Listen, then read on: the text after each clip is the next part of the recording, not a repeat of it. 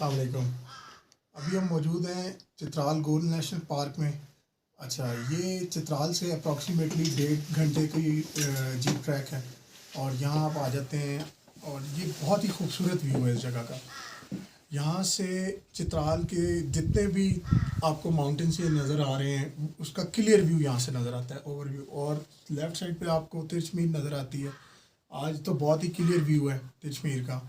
और चित्राल बहुत ही खूबसूरत जगह है और कम टूरिस्ट यहाँ पे आते हैं, लेकिन ये है कि जब ये रोड इंशाल्लाह बन जाएगी, उम्मीद है कि उसके बाद इधर टूरिस्ट आएंगे। ज़्यादातर टूरिस्ट आते हैं यहाँ पे जब यहाँ फेस्टिवल होता है। शंदूर मेला भी होता है। उसके बाद जो मेन इधर का फेस्टिवल होता है वो कैलाश में होता है, जिसको हम कहते हैं चिलम जोश फेस्टिवल होता है। वो बम्बूरियत वैली में होता है। तो वहाँ पे बहुत ज़्यादा इंटरनेशनल टूरिस्ट भी आते हैं और लोकल टूरिस्ट भी आते हैं। तो वो बड़ा अच्छा एक आप कह सकते हैं इवेंट होता है। बहुत दुनिया आती है। तो मेन लोगों का आने का मकसद ही वो है कि यहाँ पे इवेंट भी इंजॉय कर लिया जाए।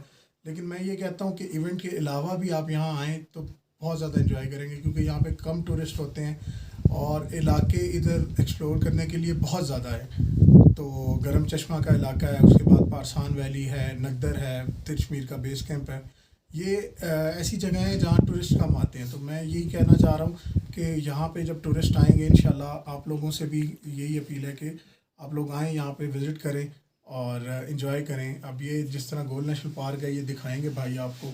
ये देहार के दरख्त हैं और इधर बिल्कुल ही मौसम ही चेंज है टोटली। खुशबू, बहुत खूबसूरत खुशबू है यहाँ पे और बिल्कुल हवा पुरसकून। यहाँ पे आप आके भूल जाते हैं सब कुछ। तो उम्मीद करता हूँ इंशाल्लाह नेक्स्ट कहीं और ज़िंदगी में मुलाकात होगी भाई से। इंशाल्लाह। बड़ी खुशी हुई आप